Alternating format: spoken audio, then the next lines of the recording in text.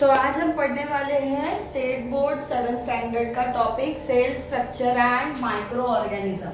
Topic का नाम क्या है? Cell structure and microorganism. ठीक है, अब इसके अंदर एज द नेम सजेस्ट हमें सेल के स्ट्रक्चर के बारे में पढ़ना है और माइक्रो ऑर्गेनिजम्स के बारे में पढ़ना है। तो बेसिकली पहली चीज हमें समझनी चाहिए व्हाट इज सेल। सेल क्या होता है? तो अगर किसी भी लिविंग बॉडी का एकदम बेसिक और फंडामेंटल यूनिट अगर कुछ है लिविंग ऑर्गेनिज्म का, तो वो होता है fundamental structural and functional unit. तो सेल क्या होता है? फंडामेंटल फंक्शनल यूनिट भी होता है, यानी एक ऑर्गेनिज्म के अंदर जो भी फंक्शंस चलते हैं वो सारे उस सेल के अंदर भी चलते हैं। और स्ट्रक्चरल यूनिट मतलब सेल जो है वो सबसे छोटा कंप्लीटली सारे ऑर्गन्स होने वाला एक यूनिट होता है।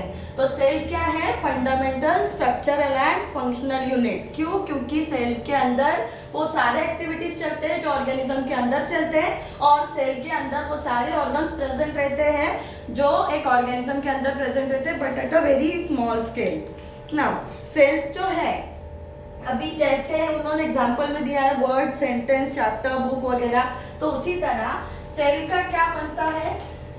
सेल्स को अगर एक साथ ग्रुप बनाया जाए सेल का, तो एक साथ सेल का ग्रुप बनाने पे बनता है टिश्यू। टिश्यूज जब एक साथ मिलते हैं तो उसका बनता है ऑर्गन।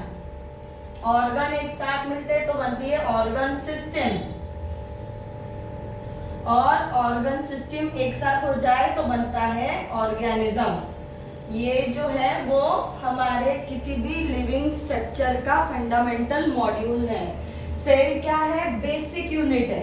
बहुत सारे सेल को एक साथ मिला दो तो उसका बनता है टिश्यू, और बहुत सारे टिश्यूज को एक साथ मिला दो तो उससे बनता है ऑर्गन, और ऑर्गन को अगर एक साथ बनाएंगे तो ऑर्गन सिस्टम बनेगा, ऑर्गन सिस्टम को अगर एक साथ बनाएंगे तो उसका ऑर्गेनिज्म बनता है।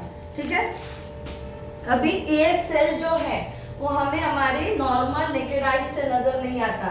हमें सेल को देखने के लिए एंटोन वैन ल्यूवेनहॉक नाम के एक साइंटिस्ट ने एक इंस्ट्रूमेंट को खोजा था जिसे हम माइक्रोस्कोप कहते हैं। माइक्रोस्कोप के अंदर क्या होता है? सेल जो है वो एम्पलीफाई होके बड़ा होके दिखाई देता है, और सेल के अंदर की जो ऑर्गन्स है और बाकी सब चीजें वो भी हमें दिखने लगते हैं। सेल को अभी सब लेंथ को हम मीटर में गिनते हैं या सेंटीमीटर में गिनते हैं, किलोमीटर में गिनते हैं, या millimetre is the smallest unit. क्या हम सेल को मिलीमीटर में गिन सकते हैं? नहीं गिन सकते।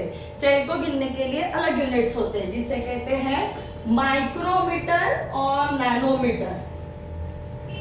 माइक्रोमीटर और नैनोमीटर, ये दो यूनिट्स है, इनको यूज किया जाता है सेल के साइज को गिनने के लिए। The compound microscope is used for observing cells and object on a glass slide magnified menu। वो जो नीचे जो जगह दिखाई गई है स्लाइड की, पेज नंबर 66 पे जो डायग्राम है कंपाउंड माइक्रोस्कोप का, वहाँ स्लाइड रखी जाती है, उसके अंदर जो भी माइक्रो ऑर्गेनिज्म हमें स्टडी करना है उसका स्ट्रक्चर जो है वो हमें बड़ा होके नजर आता है। Now take a piece of onion and carefully separate the thin skin from it। तो ओनियन के सेल्स जो है, ओनियन की जो पर के ऊपर का जो लेयर है उसे हटा दो और उसका एकदम थिन शीट को अलग कर दो, तो क्या दिखाई देता है? ऐसा कुछ तो कम्पैक्ट साइज है ना, एक दूसरे से लगा हुआ, ऐसा कुछ ऐसा स्ट्रक्चर नजर आता है। तो ये ऐसा स्ट्रक्चर क्या होता है? This is the cellular structure of that onion का पील। ठीक है, put a drop of dilute solution of iodine और इओजिन ऑन इट, और 10x ऑब्जेक्टिव जो ऊपर का जो ये है उसके अंदर से देखना। डोंट फॉरगेट कवर स्लिप डालना। किसी भी माइक्रोस्कोप के अंदर से चीज़ों को देखने के लिए कवर स्लिप डालना बहुत ज़रूरी होता है, क्योंकि अगर हमने कवर स्लिप नहीं डाली तो वो जो ऑर्गेनिज्म है वो हमें अच्छे से नज़र नहीं आता, कभी कभी वो फोकस के बाहर चला जाता है।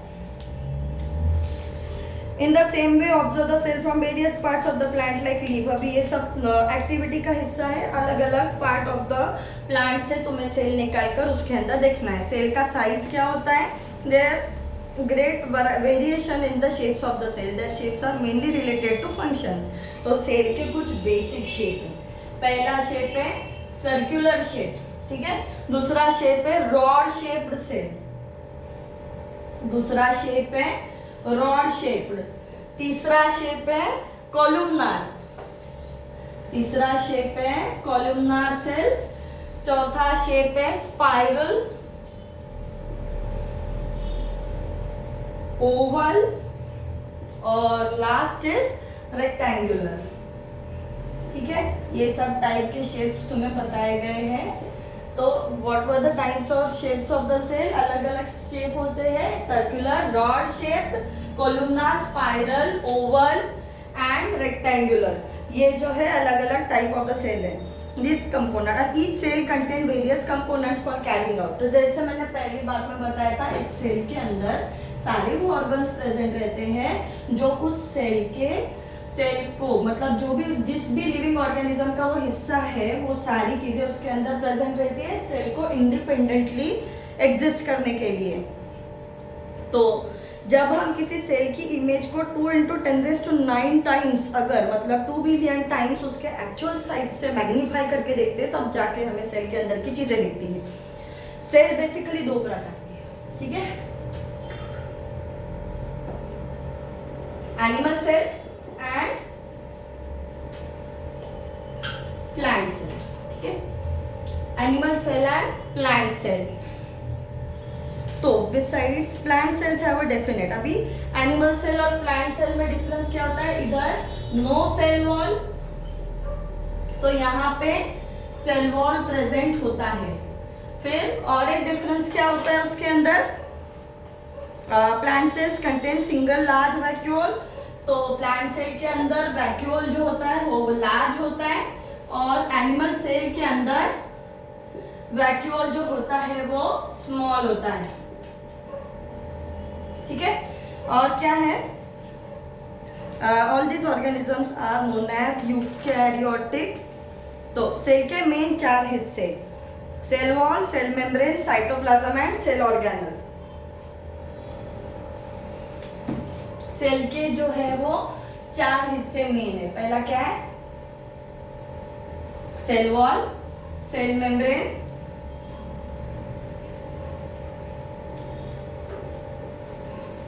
सेल वॉल, फिर नेक्स्ट इज प्लाज्मा मेम्ब्रेन और सेल मेम्ब्रेन एक ही चीज होती है।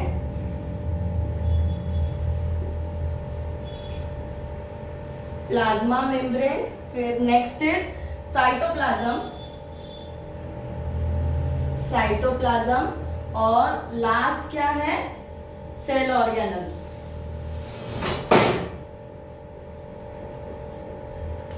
तो सेल जो है वो उसके 4 मेन पार्ट्स होते हैं।